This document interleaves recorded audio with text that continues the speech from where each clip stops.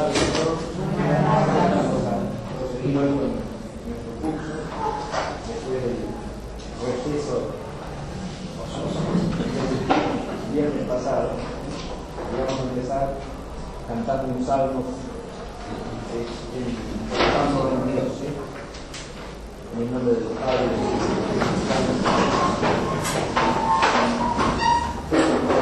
El Señor es mi pastor, nada me puede faltar. El Señor es mi pastor, ¿qué me puede faltar? En praderas cubiertas de verdor, Él me hace descansar, me conduce a las aguas de quietud y prepara mis fuerzas. El Señor es mi pastor, nada me puede faltar. Él me guía por el recto camino, por su inmensa bondad. Aunque cruce por oscuras nevadas, ningún mal temeré. Me siento seguro, Señor, porque tú estás conmigo. El Señor es mi pastor, nada me puede faltar. Tu Señor me preparas una mesa frente al enemigo, perfumas con óleo mi cabeza y mi copa rebosa. El Señor es mi pastor, nada me puede faltar. Tu bondad y tu amor me acompañan a lo largo de mi vida y viviré en tu casa, Señor, por muy largo tiempo. El Señor es mi pastor, nada me puede faltar. Al Padre, al Hijo y al Espíritu, ahora y siempre, al Dios que era y que vendrá, por los siglos de los siglos. El Señor es mi pastor, nada me puede faltar.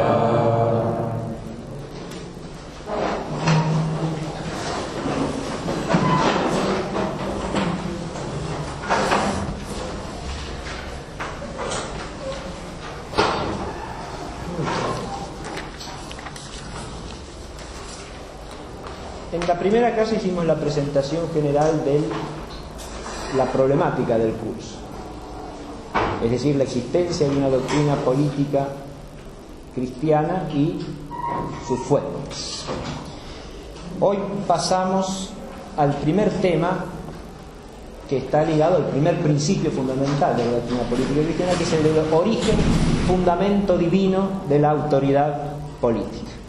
Esta clase la vamos a hacer como una lectura y comentario de textos. Por eso tienen ustedes en la hojita 3 una serie de pasajes de la encíclica de León XIII, Diuturnum Illud, que es de donde vamos a partir para ir exponiendo lo que está diagramado en las hojas 1 y 2.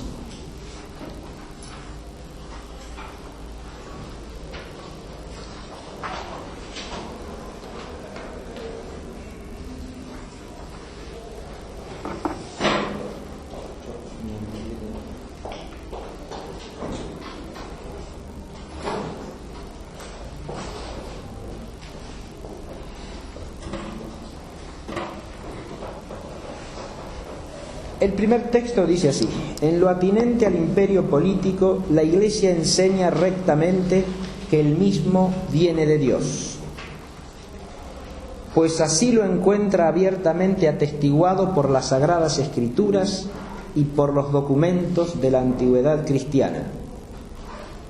Y además, no puede pensarse doctrina alguna que sea más conforme con la razón o más adecuada a la salud de los príncipes y de los pueblos. Este fragmento de la encíclica, que se encuentra en el número 6, enuncia claramente el principio fundamental, que es que el imperio político viene de Dios.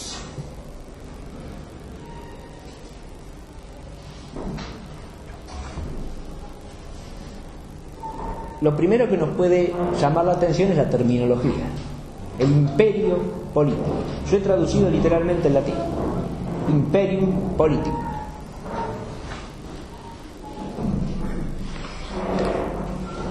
Esta versión dice así: en lo tocante al origen del poder político, la Iglesia enseña rectamente que el poder viene de Dios. El latín de León XIII dice: ceterum ad politicum imperium quod atinet illud a Deo proficici recte docet ecclesia. O sea, el imperio político viene de Dios. La sustitución de imperio por poder en la traducción es un principio de despiste, por lo menos. El concepto de poder es un concepto ontológico. Tiene que ver con el ser de una cosa, con su naturaleza. Se puede tomar, y se toma en buen sentido filosófico, de modo analógico, para traducir el latín potencia, ¿no? El poder es una capacidad que algo tiene por naturaleza. Puede ser un poder físico, puede ser un poder intelectual, puede ser un poder moral. Si alguien puede con su inteligencia realizar cierto acto, es porque tiene cierta potencia, cierto poder. Si alguien puede realizar con su esfuerzo físico cierta acción, es porque tiene un poder. Si alguien puede realizar con su voluntad cierto tipo de actos, es porque tiene un poder, ¿no? Pues he hablado de poder físico, intelectual, moral. En el hombre el poder es siempre finito, limitado. Toda potencia humana es limitada. El analogado supremo de esa escala sería la omnipotencia divina, pero eso es algo que Dios tiene por naturaleza. El concepto de poder, insisto, es un concepto ontológico.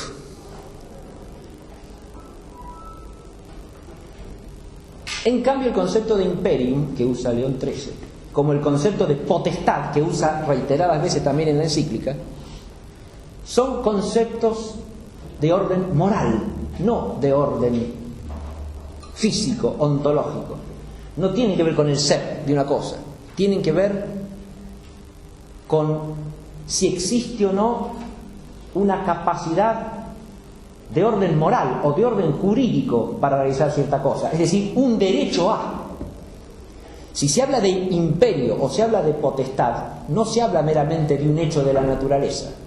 Son conceptos que pertenecen de suyo al orden moral. Esto es lo primero que hay que entender. Y es lo que está en el número 1 del esquemita este.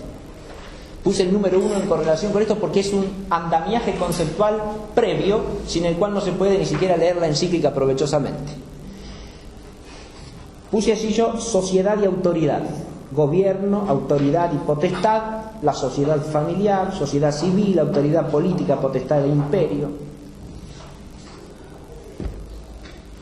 Dije que esos conceptos de imperio y potestad y el de autoridad, que les es correlativo, son conceptos de carácter moral y jurídico.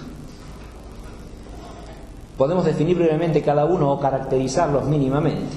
La autoritas o autoridad es la superioridad que tiene alguien en el orden moral y jurídico para mandar.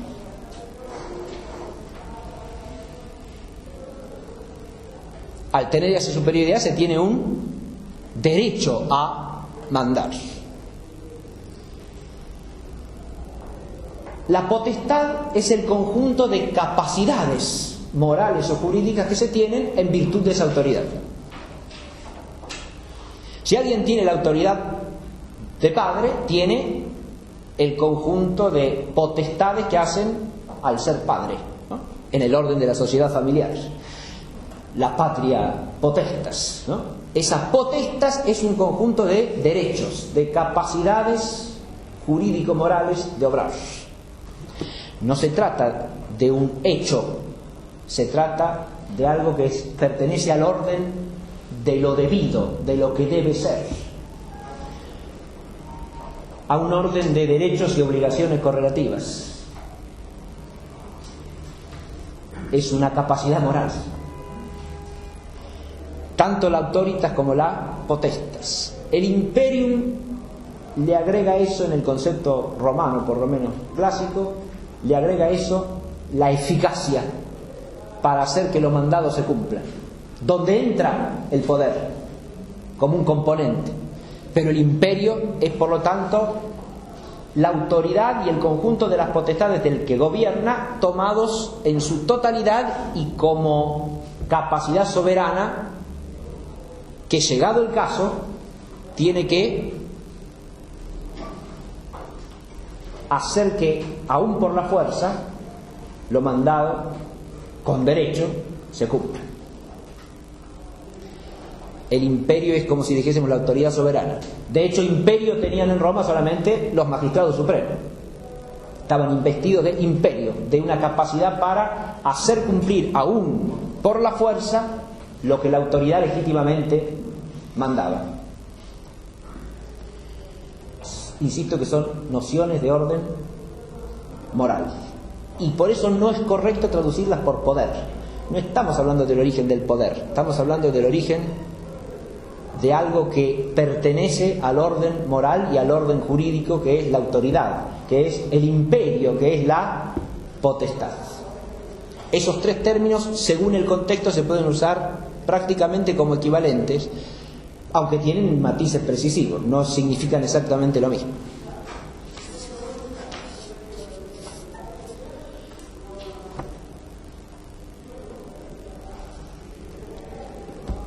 Hay una distinción clásica que también conviene tener de entrada en mente para todo lo que vamos a seguir diciendo.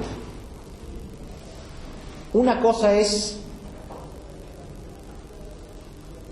la autoridad misma y otra cosa es el ejercicio de la autoridad.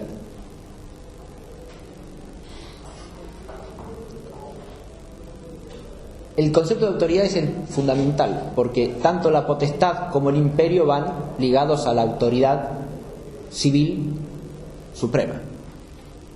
Potestad está ligado a toda autoridad, sea la que sea, la de la familia, la de la iglesia, la de la sociedad civil, ¿no? Siempre hay potestad si hay autoridad. No puede haber una autoridad sin potestades correspondientes a las funciones, o sea, a los fines que tiene esa autoridad. No puede haber autoridad sin un conjunto de capacidades de obrar, de capacidades de hacer, de derechos a obrar y hacer, ¿no? Capacidades jurídicas, capacidades morales de obrar o hacer algo habiendo autoridad. La autoridad es una cosa, el ejercicio de la autoridad es otra.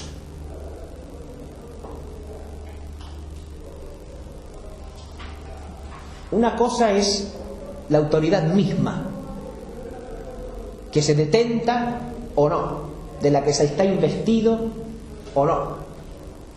Y otra cosa es el ejercicio que quien está investido de autoridad o la detenta hace de esa autoridad.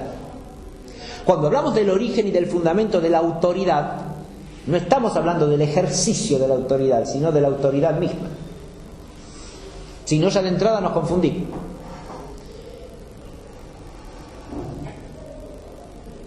El hecho de que alguien esté investido o no de autoridad es un hecho que le da una superioridad para mandar en algún orden social.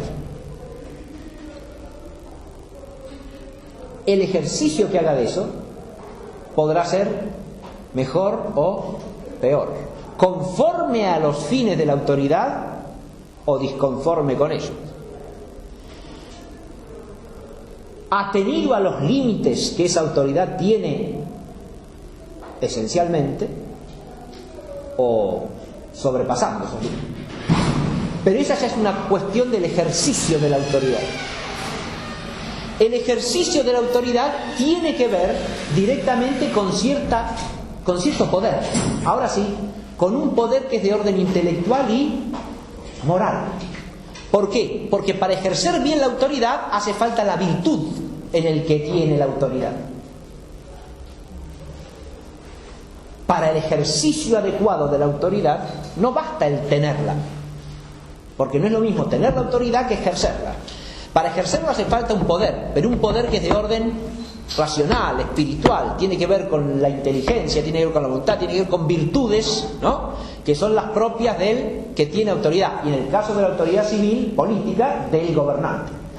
Hay virtudes del gobernante. Primero que nada, la justicia. Y la justicia propia del que gobierna, que es supremamente la justicia distributiva. Pero también tiene la prudencia propia del gobernante, la templanza del gobernante, la fortaleza del gobernante. Sin virtud no tiene poder real para ejercer la autoridad. Fíjense que en realidad el auténtico poder del gobernante es esa capacidad intelectual y moral que lo hace un gobernante que ejerce bien la autoridad que posee. Ese es el poder propio, el que hace al gobernante un buen gobernante. Que eso incluya el ejercicio de cierto poder físico, eso es un instrumento medio. Es un instrumento medio del que la autoridad ha de disponer según el orden jurídico y moral, cuando corresponde. Pero no es el poder mismo del gobernante. El poder tiene que ver, insisto, con la capacidad real de hacer lo que debe hacer.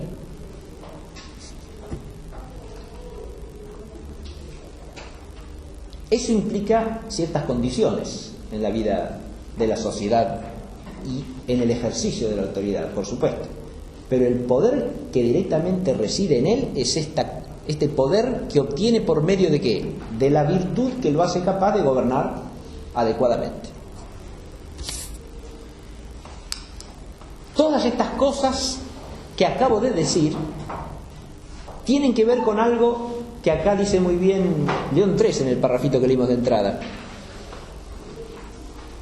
No se puede pensar, dice, doctrina más conforme con la razón, porque todo esto este principio que asienta acá es ya un principio de orden racional. A eso vamos a ir enseguida en el segundo párrafo. Es un principio de orden racional. ¿Qué quiere decir? Que es un principio del orden jurídico, del orden moral natural. ¿Qué cosa? Que la autoridad política viene de Dios. En esto, la divina revelación lo que hace es decir esencialmente lo mismo y trascender esa doctrina a través de la revelación de un Dios que es creador y señor del universo y de la historia. ¿Está claro? Pero la idea de que la autoridad de los hombres para gobernar la sociedad viene de la divinidad es una idea común a toda la antigüedad pagana, digamos, ¿no? No es una idea original de la Sagrada Escritura. En eso hay una convergencia entre la luz de la razón y la luz de la revelación.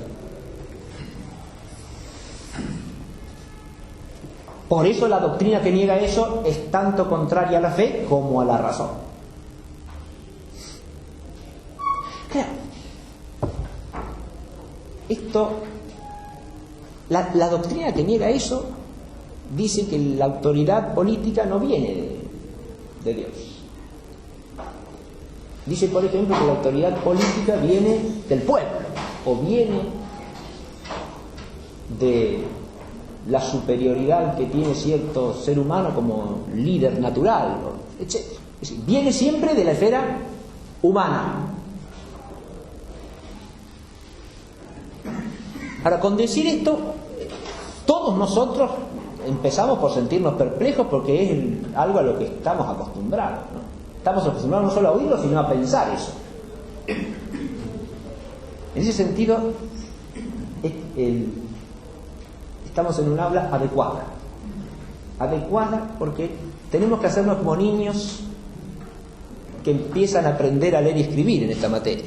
Tenemos que aprender desde el comienzo, porque vivimos en un mundo que está tan oscurecido acerca de esto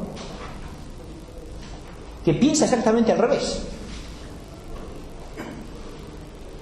La encíclica trata también del porqué de la difusión masiva de esos errores y apunta en una dirección que es muy profunda, porque dice dos cosas sobre esos errores. Primero, ese error fundamental es un error que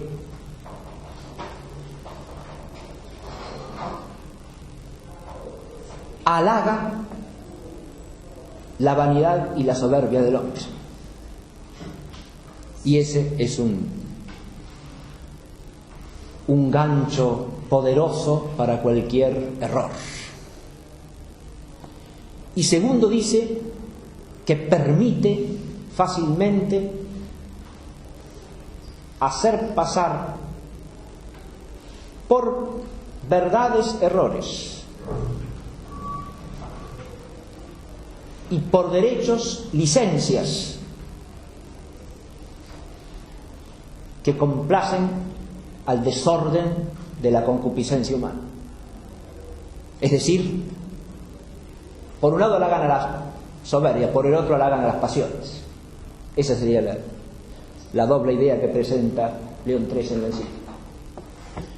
Y es una idea que, si uno la profundiza, lleva mucho más allá, ¿no? Es una vía de examen que hay que hacer en relación con el hecho de que estas doctrinas estén tan ampliamente difundidas y se asienten como si fuesen algo indiscutible.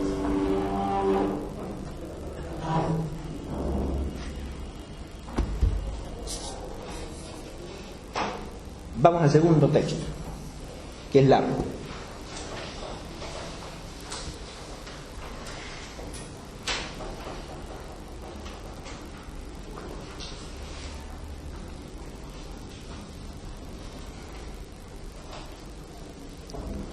Y por cierto que los hombres vivan en sociedad civil, lo manda la naturaleza, o más estrictamente Dios, autor de la naturaleza. Ahora bien, no puede existir ni entenderse una sociedad en la que no haya quien atempere las voluntades de los singulares, de modo que cierto uno se haga de muchos, y a las mismas, según recto orden, al bien común las impere. Dios ha querido, pues, que en la sociedad civil existan quienes imperen a la multitud. A lo mismo arriba vigorosamente esto otro, que aquellos por cuya autoridad es gobernada la república deben de tal manera obligar a los súbditos a obediencia, que la no obediencia manifiestamente sea pecado. Pero ni ningún hombre posee en sí o de sí algo por lo que pueda constreñir así con vínculos de imperio a la libre voluntad de otro. Únicamente en Dios creador y legislador de todo hay tal potestad, que si por alguno es ejercida, como por Dios a él comunicada, es menester la ejerza. Uno solo es el legislador y juez que puede perder y salvar. Epístola de Santiago 4:2. Lo mismo se percibe en cada género de potestad. La que se encuentra en los sacerdotes tan bien conocido es que procede de Dios, que entre todos los pueblos son tenidos por ministros de Dios y así son llamados.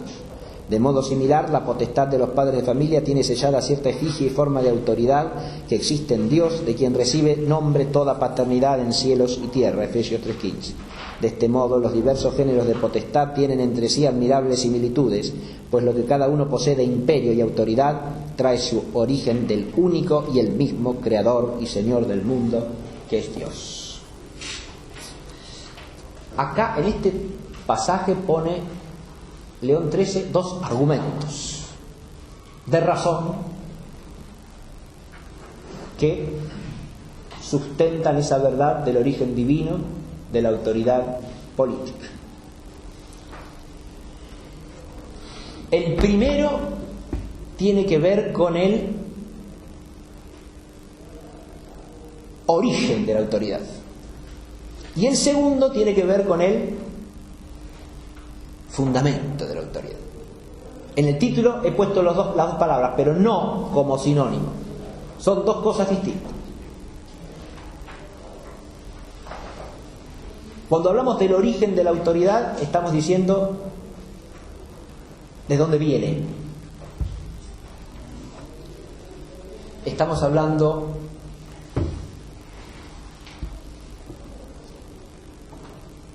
de la fuente de la que dimana la autoridad política.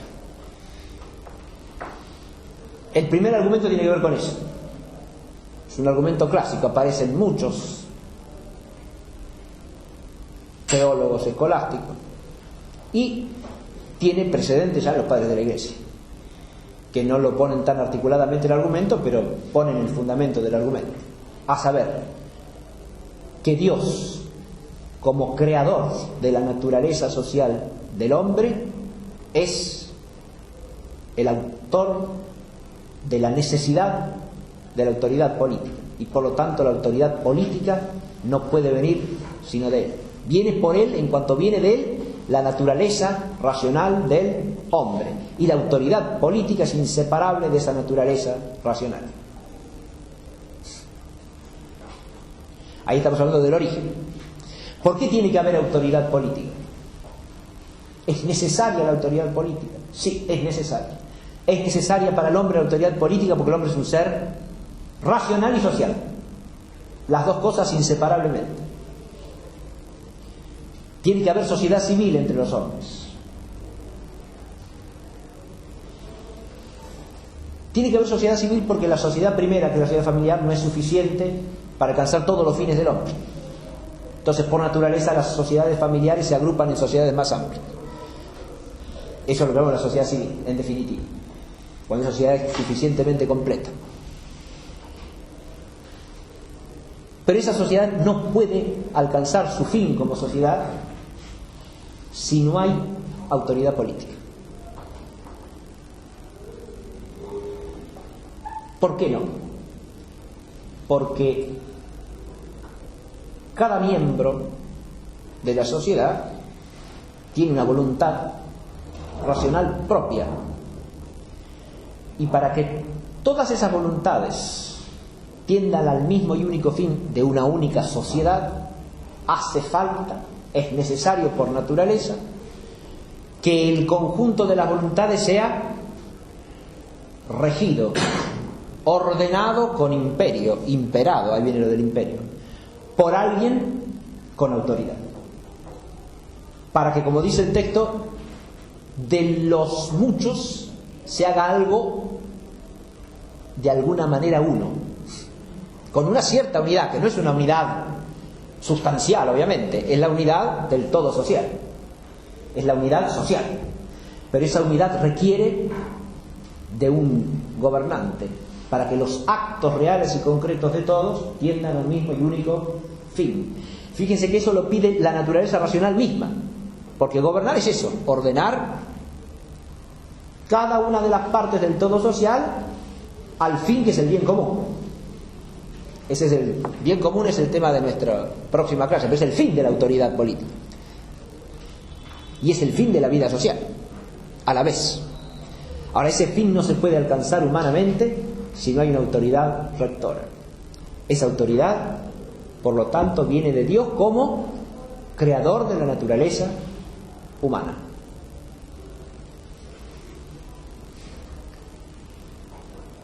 El origen de la autoridad no puede estar sino en Dios. No es algo convencional entre los hombres. No es algo en que los hombres puedan acordar o no. Es una necesidad de la naturaleza. Y por lo tanto es algo puesto en la naturaleza por Dios. Luego su origen está en Dios. ¿Esto es todo lo que dice la doctrina? No, no es todo. Al decir que su origen está en Dios, porque es una necesidad de la naturaleza. Ahora vamos al esquemita, número 2. Lo primero que hay que aclarar es que el origen, si está en Dios, hace de esa, que llamamos la autoridad política, algo intrínsecamente bueno. Si no, no puede tener su origen en Dios. La autoridad política no es un mal. No es un mal necesario. Es un bien. Si la pensamos ya en su concepto mismo como algo necesario solamente por razón negativa, o sea, como un mal necesario, entonces ya no puede venir de Dios realmente, salvo a título de punición o de castigo.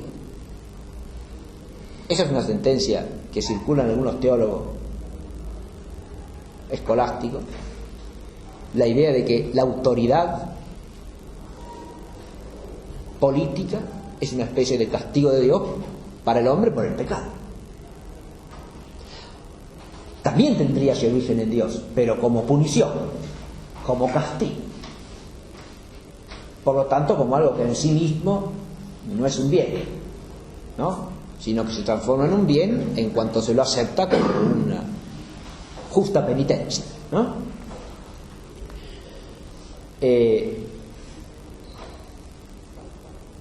Esa doctrina, incluso en algunos teólogos escolásticos, se defiende sosteniendo algunas frases de los padres de la Iglesia. Pero son siempre frases que se refieren a cómo ciertos gobernantes excesivamente duros o ciertos gobiernos excesivamente represores podrían considerarse como una suerte de castigo de Dios para que una sociedad enferma y degradada reaccione y retorne al buen camino, ¿sí? Como un castigo al mismo tiempo punitivo y pedagógico. Como una idea complementaria en el concepto de la providencia divina y de la pedagogía divina, eso puede entrar perfectamente. Pero es inaceptable como noción de la esencia de la autoridad política. La autoridad política no es esencialmente eso. La autoridad política no es esencialmente una especie de virulento azote represor de una sociedad desbocada. No es eso. Eso no es lo que constituye la esencia de la autoridad política. La autoridad política es una autoridad, como dice el argumento de León XIII, llamada a moderar, a temperar el conjunto de las partes del todo social en orden al bien común. Esa es su esencia. Y por lo tanto es algo intrínsecamente bueno, intrínsecamente noble, intrínsecamente bello, dice incluso la encíclica. Habla de la belleza de la autoridad política que hemos olvidado. Es bella en cuanto que es algo esencialmente bueno, ¿no? Esto además es lo único que permite, y por eso es algo que este concepto lo impone la revelación, porque esto es lo único que permite entender por analogía la autoridad también en el orden sobrenatural. Por eso yo puse aquí que el origen de la autoridad está en Dios creante y elevante, porque la autoridad no desaparece con el don de la gracia, sino que es elevada a un plano superior. Pero para que pase eso, la autoridad tiene que ser en sí misma algo bueno. Adviértase que el orden de la gracia implica, primero, una autoridad específica, ella misma intrínsecamente sobrenatural, que es la autoridad apostólica. Ahora, no podría haber una autoridad en el orden de la gracia si la autoridad fuese ella misma algo malo. Se ve esto, ¿no?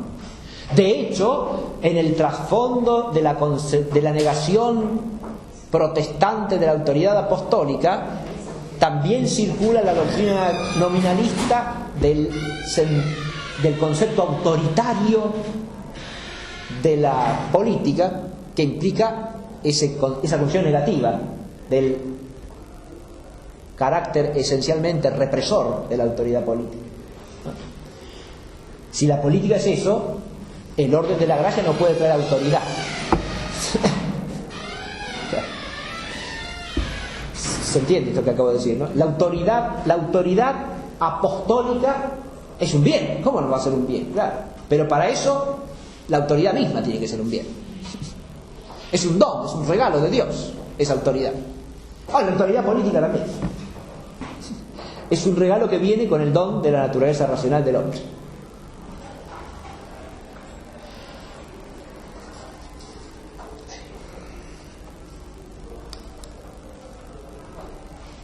Por eso hay una necesidad natural positiva y una necesidad sobrenatural positiva de la autoridad.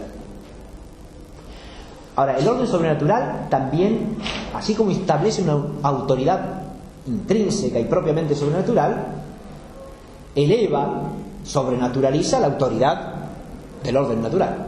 La autoridad política, como decíamos la clase pasada, la autoridad política como la autoridad paterna. Aunque analógicamente la una y la otra, no del mismo modo. Pero esas autoridades que son de orden natural son no suprimidas, sino asumidas y elevadas por el orden de la gracia.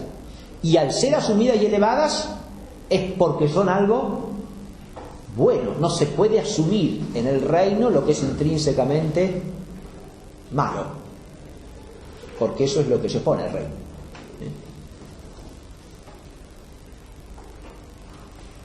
El otro argumento, en cambio, de León XIII se refiere a otra cosa. Porque el otro argumento se refiere más bien al tema del fundamento de la autoridad política.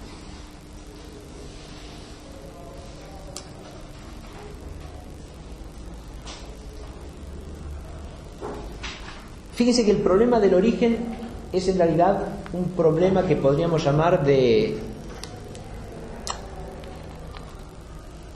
causalidad deficiente, hablando en términos filosóficos, porque es de dónde viene, como de causa que lo hace existir, eso humano que llamamos la autoridad política, ¿no? Y viene de Dios. En cambio, el problema del fundamento tiene que ver más bien con una cuestión de causalidad ejemplar, de participación del hombre en algo que es exclusivo y propio de Dios, que es el gobierno divino del mundo. Dios no solo es creador y dador de la gracia, es el Dios creante y elevante, y en ese caso es, tanto en un orden como el otro, el origen de la autoridad, ¿sí? De la autoridad política como creador, de la autoridad apostólica como dador de la gracia, de la elevación o agraciamiento de la autoridad política también como dador de la gracia. Pero ahora hay un fundamento de la autoridad política que tiene que ver con el orden moral. Dios es el creador de la naturaleza humana, sí, y entonces el origen de la autoridad política, perfecto. Pero hay una segunda cosa, una segunda parte de esta doctrina. Dios es el gobernante del universo.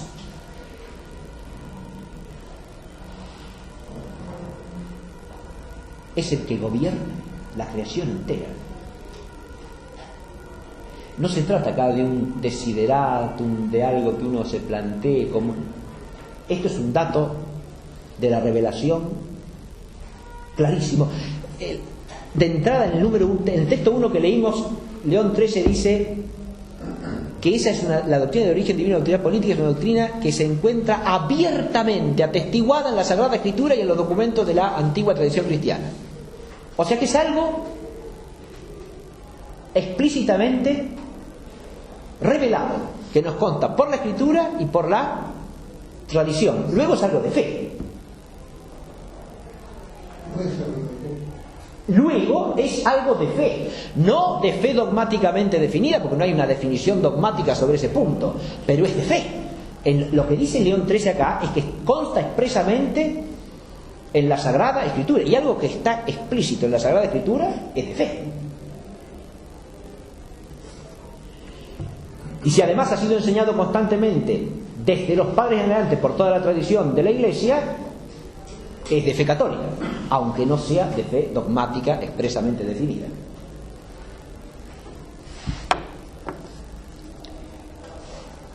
Esto que viene a continuación es parte de eso que es de fe. Dios gobierna el universo. ¿La sociedad humana es parte del universo o no? Sí, señor. Por lo tanto, Dios también gobierna la sociedad humana.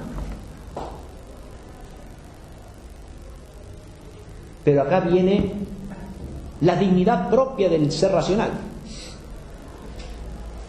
Esa sociedad la gobierna haciendo al hombre partícipe de ese gobierno. Es decir, originando en él una capacidad de gobernar. Esa la origina por la naturaleza que le comunica. ¿Está claro? Pero entonces el hombre se hace partícipe, se hace alguien llamado a cooperar en el gobierno divino del mundo. En el gobierno divino del mundo, en esa parte del mundo que es la sociedad humana, nada menos.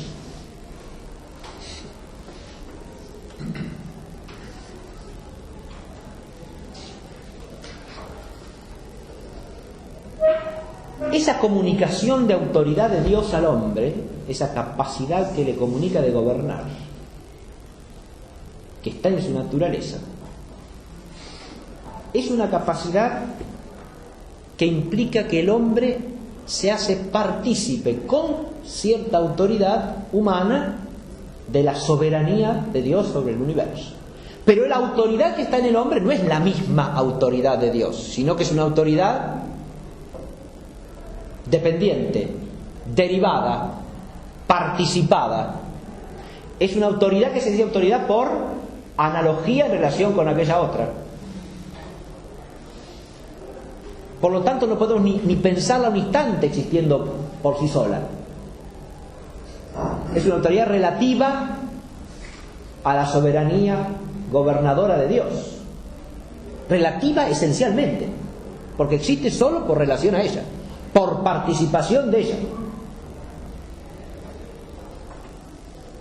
Entiéndase de nuevo que estamos hablando de la autoridad,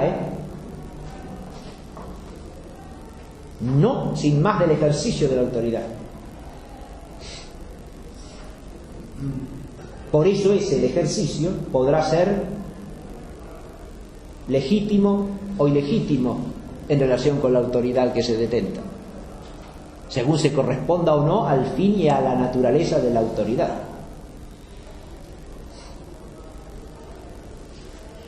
Pero la autoridad lo hace partícipe al hombre de esa soberanía que Dios tiene sobre el universo. Lo hace partícipe con una autoridad que, ¿cómo es?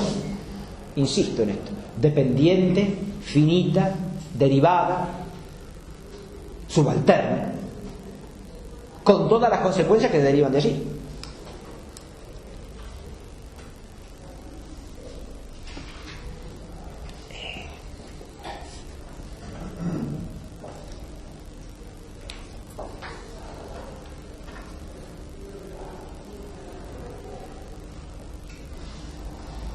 Este orden de participación en el gobierno divino del mundo, que es el fundamento de la autoridad política. ¿Por qué el fundamento? Porque es el fundamento legitimante de la autoridad misma.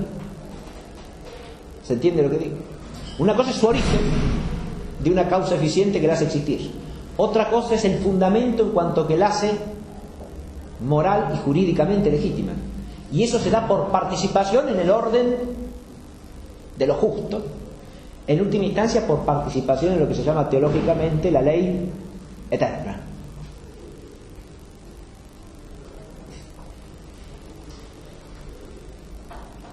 Porque el problema de la legitimidad es un problema de orden moral y jurídico. Por eso distingo claramente el origen y el fundamento. ¿Está claro? El origen es de dónde viene. Y por la causa eficiente que la hace existir, es un bien. No puede ser concebida sino como un bien, ya sea en el orden natural, ya sea en el orden sobrenatural. Ahora, segundo, por el fundamento analógico que tiene, es legítima, es conforme a, legítima es decir conforme a la ley. ¿A qué ley? A la ley eterna, porque es participación en la soberanía de Dios sobre el universo, esa soberanía con la que Dios gobierna el mundo. Eso es el fundamento de su legitimidad y es también el límite de su legitimidad. Porque en cuanto esa autoridad en el ejercicio o aún en la concepción de ella misma se separa de ese fundamento, se ilegitima.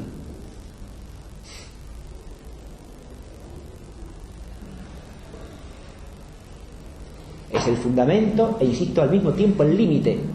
Y eso es algo que a veces no se advierte con suficiente claridad, porque al darle León XIII insiste mucho, y eso lo vamos a ver en los otros textos, insiste mucho en lo que yo puse aquí en el esquema como la doble consecuencia fundamental de la doctrina del origen y fundamento divino de la autoridad política. Por un lado, decir que la autoridad política tiene un fundamento y origen divino, la enaltece, le da firmeza, le da solidez, la hace exigitiva en conciencia. Es una autoridad a la que debemos obediencia.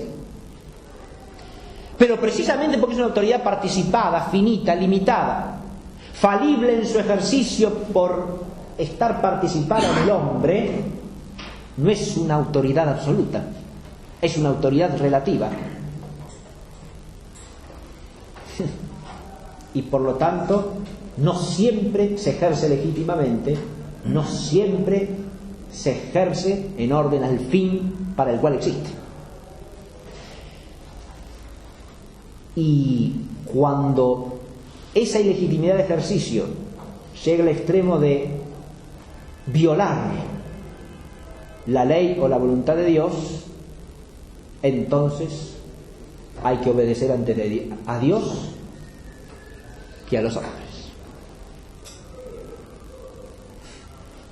Y este es el otro aspecto complementario, ¿no? La autoridad queda fuertemente asentada, pero al mismo tiempo se manifiesta su limitación, pero no una limitación que la debilita, una limitación que la ordena, que le permite permanecer siendo eso noble, bueno y hermoso que es, que la impide desfigurarse y convertirse en una especie de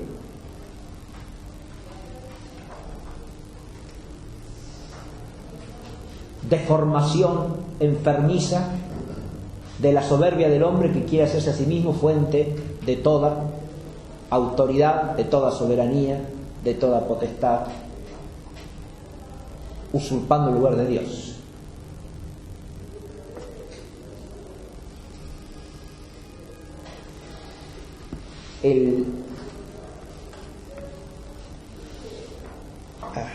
En cuanto al fundamento de la autoridad política, también hay que considerar la diferencia entre una autoridad ejercida por un gobernante que reconoce el orden sobrenatural y otro que no. Y eso es fácil de entender. ¿Por qué? Porque existiendo toda la realidad creada para un fin sobrenatural, como el gobernante tiene que ordenar el todo social al fin temporal de la sociedad civil, pero el fin temporal como un medio para el fin eterno, el gobernante que desconoce el orden sobrenatural puede cooperar solo imperfectamente al fin. Es claro eso, ¿no? Por eso no se puede ni pensar en que sea preferible un orden político no cristiano a un orden político cristiano, desde el punto de vista de la fe. Es absurdo.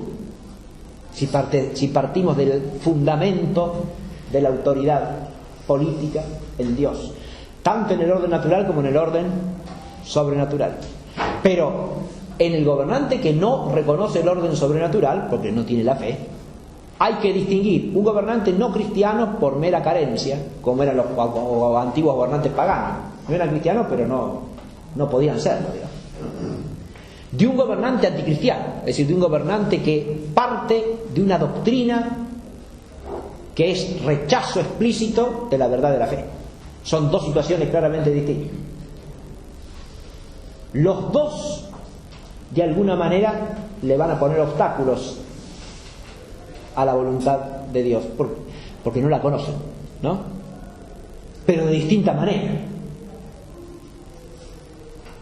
de un modo claramente diverso.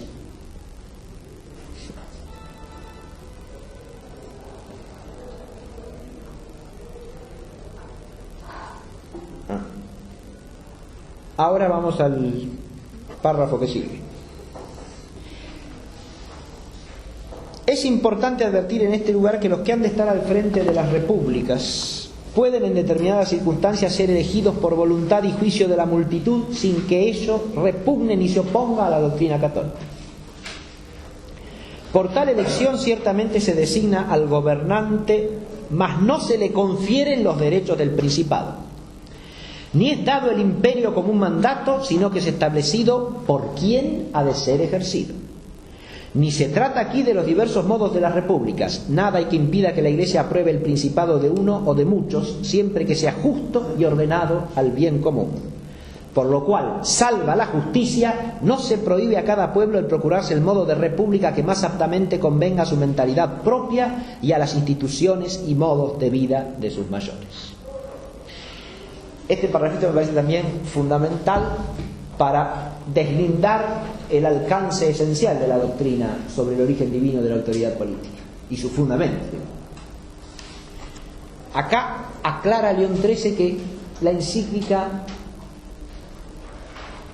no se ocupa de desarrollar la cuestión de los distintos modos de organizar la autoridad de gobierno, lo que se llama las formas de gobierno. No se ocupa de eso. Acá no se trata de eso. Con eso se está diciendo una cosa importantísima. La forma de gobierno no es lo que determina el origen y el fundamento de la autoridad política. Ni la bondad esencial, ni la legitimidad jurídica y moral de la autoridad política vienen de que esté organizado el ejercicio de esa autoridad de una manera o de otra. Vienen primero que nada de Dios. Y de ahí se deriva ¿qué límite para la diversidad de las formas políticas? El que pone acá León XIII. Salva la justicia. Mientras la forma sea compatible con el orden de lo justo, es perfectamente respetable.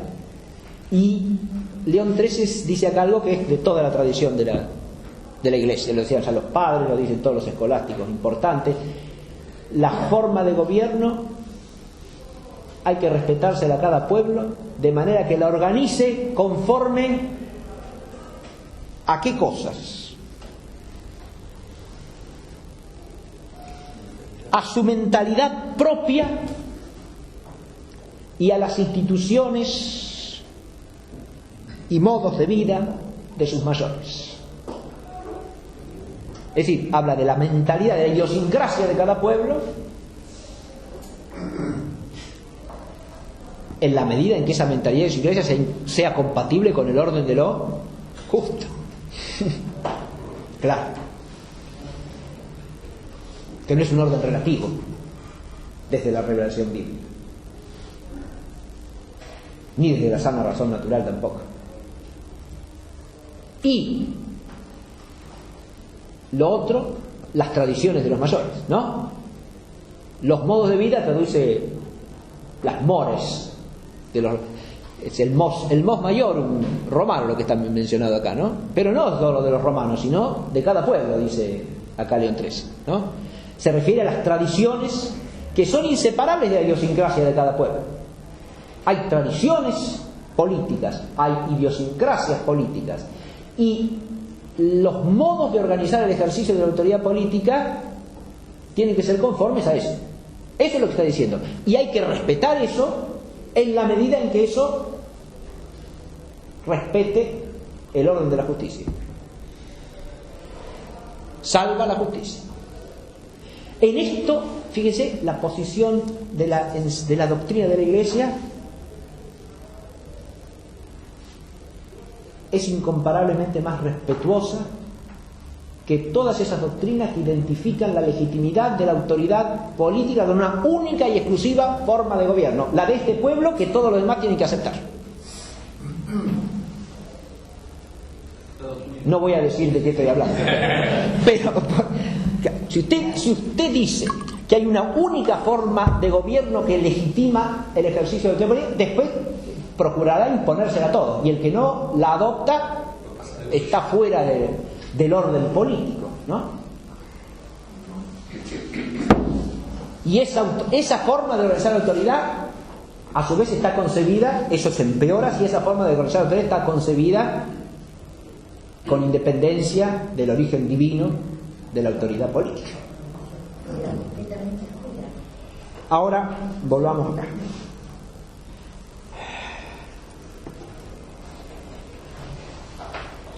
En este parrafito hago una aclaración terminológica también. Yo he traducido el res publica del latín de León XIII por república, pero entiéndase república no como forma de gobierno acá, Acá la república es la cosa pública del antiguamente romano, ¿no? En la traducción esta traduce el Estado, que no es equivalente, no es exactamente igual, pero por lo menos lo separa de la idea de que república hace un cierto régimen de gobierno, de ninguna manera. El texto además es suficientemente claro en ese aspecto porque habla de entrada ya. Hay otro término que podría aclarar, que es el principado, ¿no? Por tal elección ciertamente se designa al gobernante, mas no se le confieren los derechos del principado. Principado es la autoridad suprema de una res pública. Puede ser un rey, puede ser un presidente, puede ser una junta de gobierno, lo que sea. El principado lo tiene, es la magistratura suprema, digamos, ¿no? Que en una monarquía es la del rey. Es el príncipe, ¿no?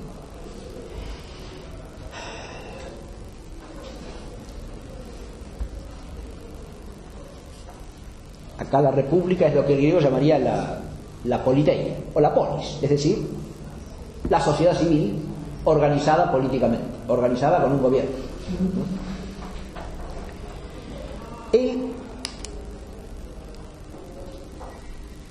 Pero el texto hace el deslinde, fíjense muy claramente, de lo que no pasa cuando en ciertas circunstancias, en una sociedad civil, se prefiere que el gobernante sea elegido. Eso es un modo de organizar la autoridad política.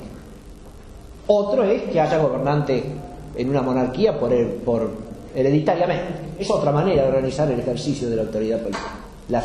Cómo se accede y quién accede a ser investido de la autoridad política, ¿no?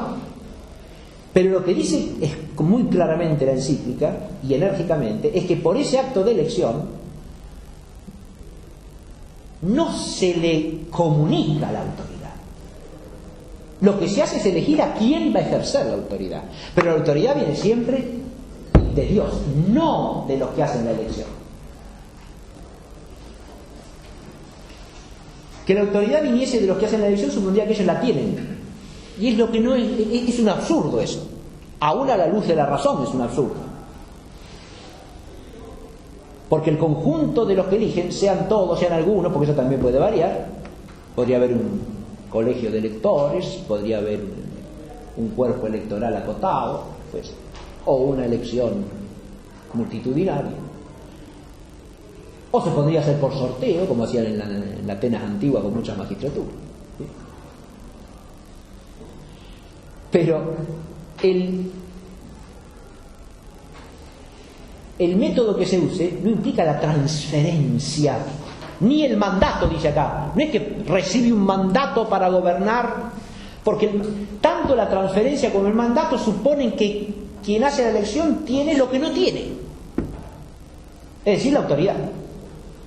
La autoridad para mandar al conjunto social humano solo puede venir de más arriba que del hombre. Eso es lo que dicen los dos argumentos de León XIII que están al comienzo.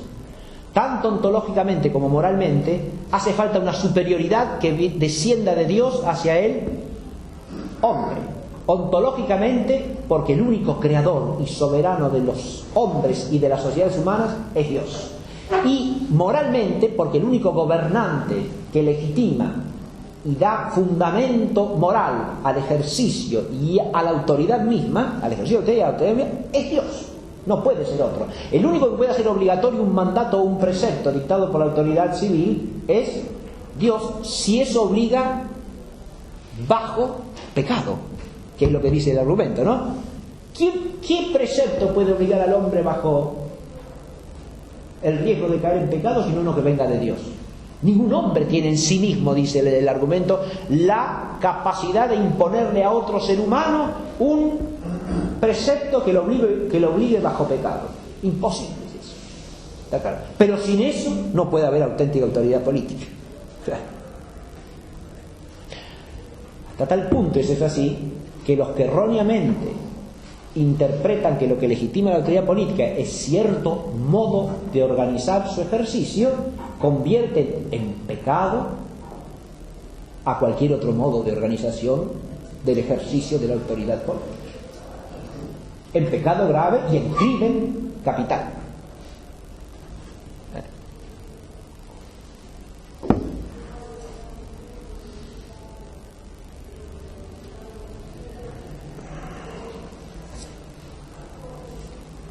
Bueno, vamos a ir terminando. Una sola causa, párrafo 4, ¿no? Una sola causa tienen los hombres para no obedecer. Si les es mandado algo que abiertamente repugne al derecho natural o divino, pues todo aquello en lo cual es violada la ley o la voluntad de Dios es igualmente nefasto el mandarlo y el hacerlo. Si pues acaeciere que hay que elegir lo uno o lo otro, o despreciar los mandatos de Dios o los del príncipe, hay que obedecer a Jesucristo que manda, dad al César lo del César y a Dios lo de Dios. Mateo 22-21. Y si ha de responder a ejemplo de los apóstoles, es necesario obedecer antes a Dios que a los hombres. Hechos 5-29. Sin embargo, los que así obran no pueden ser arguidos de apartarse de la obediencia, pues si la voluntad de los príncipes contradice la voluntad y la ley de Dios, ellos mismos exceden los límites de su potestad y pervierten la justicia, y no puede entonces valer su autoridad, la cual, donde no hay justicia, es nula. Este es un texto magnífico. Además, escribía hermosamente. Es impresionante. Lo vi. Tenía sí, la precisión y además tenía fama de ser un gran estilista latino. Es considerado uno de los mejores poetas en latín desde el siglo XVI al siglo XX. Escribía poesía en latín, era su hobby.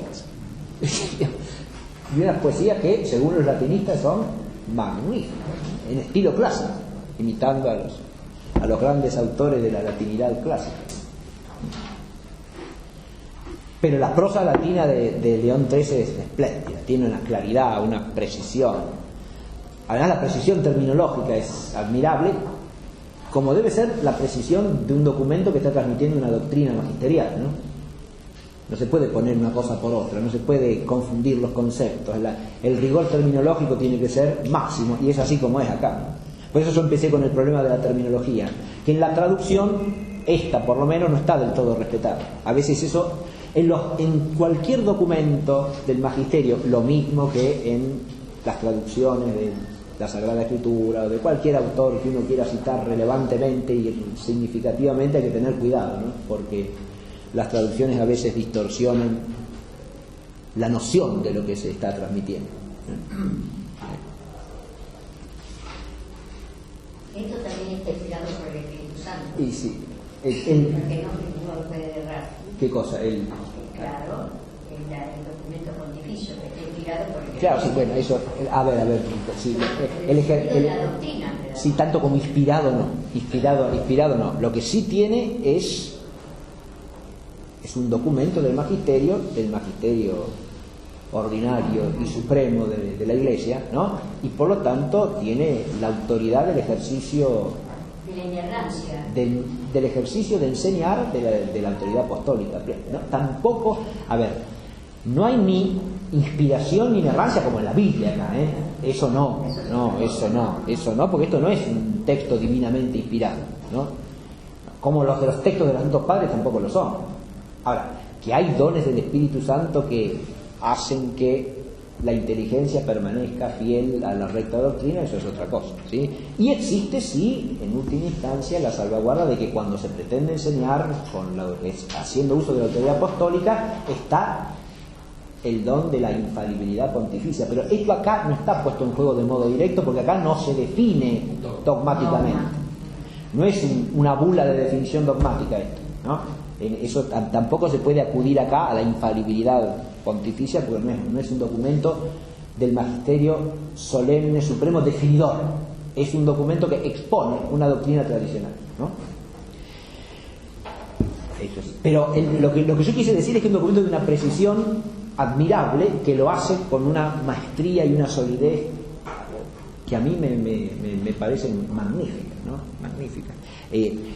Cada texto en su concisión encierra un mundo de pensamiento que es lo que estoy tratando de mostrar, ¿no? Aquí, que hay que explorar, hay que analizar, hay que profundizar. Fíjense que este parágrafo es lo que podríamos llamar el hacer explícita la consecuencia de ese carácter limitado y participado que tiene la autoridad política, ¿no? Y presuponiendo también la distinción entre la autoridad misma y su ejercicio, porque el ejercicio puede ir contra la esencia misma de la autoridad y contra su fundamento, que es lo que pasa acá cuando el príncipe, o sea el gobernante civil, con su mandato viola la ley natural o la ley divina positiva, es decir, la ley de Dios. Son los dos tipos fundamentales de ley que tienen por autor a Dios. No son ley humana. La ley natural y la ley divina positiva son leyes en las cuales el legislador es Dios.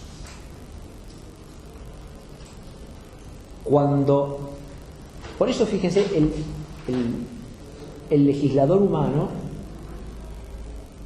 eso muestra también el carácter derivado, participado, ¿no? Es una aplicación del principio. El legislador humano es un legislador de segundo orden. No es el hacedor de la ley sin más, de toda ley, ¿no? Que es lo que se piensa en la mentalidad del positivismo jurídico, ¿no? No es el hacedor de la ley. Hace leyes de segundo grado, digamos, que son una especificación de leyes anteriores, o no son auténtica ley, diría Santo Tomás, y diría el magisterio también de León XIII. Porque si no participan especificando de un orden anterior, que es el orden de la ley divina, ya sea natural, ya sea positiva, no es auténtica ley. Lo mismo pasa con el juicio del gobernante. El ejercicio y lo mismo pasa con cualquier mandato que dé.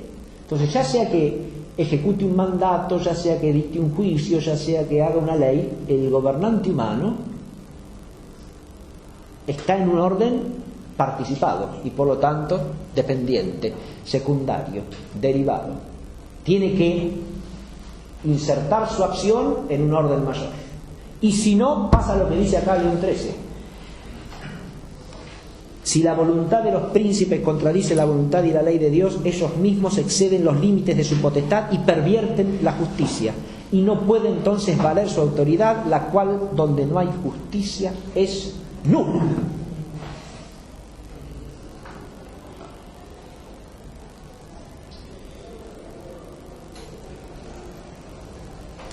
En el número 4 tienen ustedes eso que había aludido antes como la doble consecuencia, ¿no?, del origen y fundamento divino de la autoridad política. Primero la bondad esencial, después la firmeza de la autoridad política como bien respetable, de donde se derivan las obligaciones morales en relación con la misma, ¿no? Deber de obediencia y su límite fundamental, el deber de cooperación o participación y su sentido moral, y el deber moral de procurar un orden político cristiano que se le impone a todo cristiano, por el hecho de ser. Eso se desprende del concepto recto del fundamento y origen de la autoridad política. Porque solo la autoridad política que reconozca formalmente que el orden natural está subordinado al orden sobrenatural, y eso no puede hacerse sin la fe, puede cooperar de modo cabal con el gobierno divino del mundo, con la economía divina.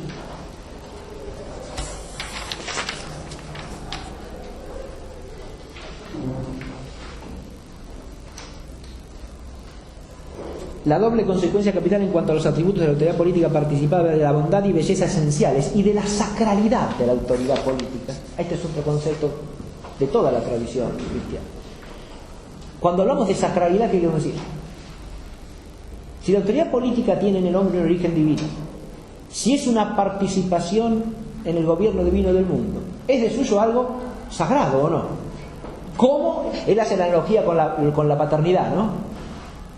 Si del Padre del cielo, del Padre de Jesucristo nuestro Señor, como dice la epístola de los Efesios, San Pablo, deriva su nombre toda paternidad en el cielo y en la tierra, la paternidad es algo sagrado, ¿no? Claro. Ahora, si la autoridad política es participación en la soberanía de Dios que rige al mundo, también es algo sagrado. ¿Y por qué es algo sagrado? Es algo que exige una consagración. Es decir, el gobernante ha de consagrarse en el sentido pleno de la expresión. Es alguien que tiene que estar dedicado a Dios. Eso en la Biblia está profundamente enseñado ya en el Antiguo Testamento, ¿no? El rey en Israel es un ungido de Yahvé. Quiere decir alguien consagrado para un servicio a Dios, un servicio sagrado, porque su oficio de pastorear al pueblo de Dios como rey es un oficio sagrado. El oficio de gobernar a hombres es un oficio sagrado.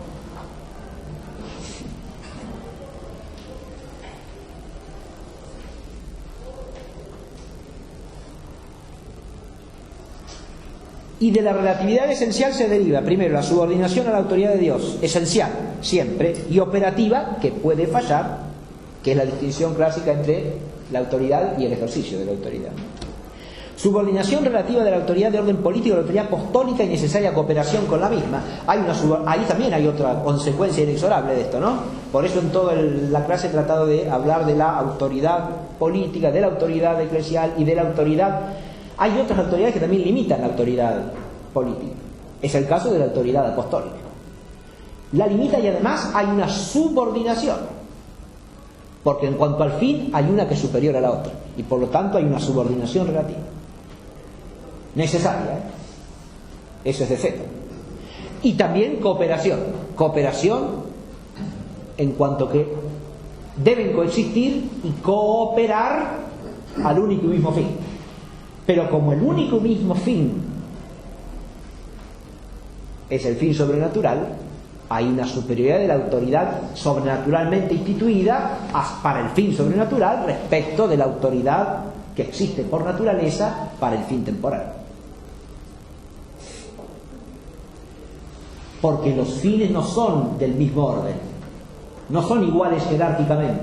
Hay un fin que es superior al otro, y por lo tanto el otro es un fin de alguna manera con razón de medio, o es un fin infravalente.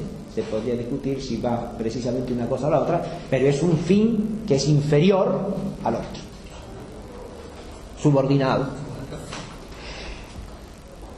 Limitación de su esfera en relación con otras autoridades naturales, también, como por ejemplo la autoridad familiar, que no existe por la autoridad política,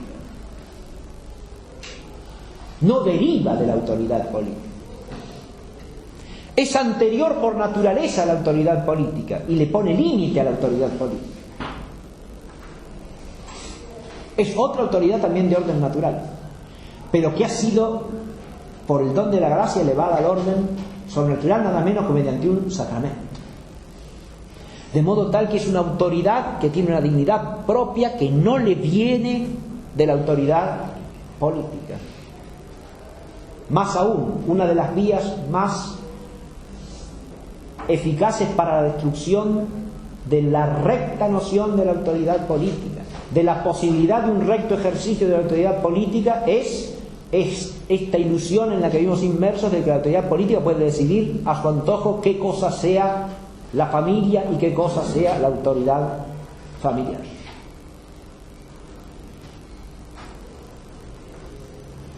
Eso es claramente totalitario, tiránico. Es una invasión ilegítima de la autoridad política en una esfera social que es anterior, preexistente y fundante para la autoridad política. Hay límites de la autoridad política. Y esto es lo que enseña la doctrina cristiana sobre la autoridad política. Es una enseñanza que, si uno, en la medida en que uno la profundiza, ¿qué se puede temer de esto? Como dice León XIII. De esta enseñanza pueden temer los gobernantes, no porque haya aquí un fundamento sólido, tanto la autoridad del gobernante como la necesidad de que sea obedecida siempre que mande lo que es justo. Los gobernados, no, porque esta doctrina del origen y fundamento de la autoridad política es la garantía del respeto de todos los derechos de orden natural y sobrenatural de los súbditos de cualquier gobierno, porque precisamente el límite al ejercicio de la autoridad política humana es la ley de Dios. Fíjese que cuando se ha querido poner, o cuando se quiere poner ideológicamente algún límite, algún poder que se considera como totalitario, de alguna manera se recurre implícita o explícitamente a la ley natural. Aunque no se maneje una doctrina de la ley natural, se recurre de algún modo al principio de la ley natural. Es decir, hay leyes que, aunque no estén escritas y aunque no estén establecidas por este Estado, todos tenemos que respetar, ¿no? Principios. Si se habla de crímenes de lesa humanidad es porque se supone una ley natural.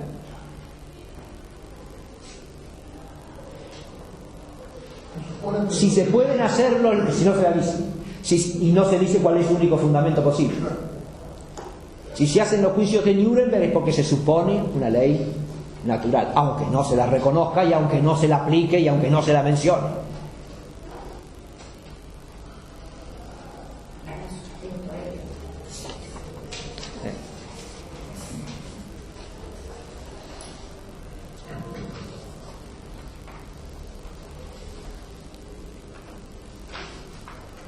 Hay una servicialidad esencial al orden moral y jurídico querido por Dios, la ley divina positiva y la ley natural, anteriores y superiores a cualquier autoridad política, es lo de lo último párrafo. Y por último, servicialidad esencial en relación al bien común, fin del gobierno político. Pero este es el tema de la clase próxima, es decir, el gobierno tiene un origen y un fundamento, pero no lo podemos entender sino por la otra causa fundamental, que es la causa final, digamos. El fin del gobierno es el bien común, y de eso trata otra hermosa encíclica de León XIII, que es la que vamos a abordar próximamente. ¿Sí? Sí, cómo no. La encíclica sobre el bien común se llama Immortale Dei. La de hoy es Diuturnum Illum. Diuturnum Illum. Sí. Muy bien. Muchas gracias por la atención y se va a estar...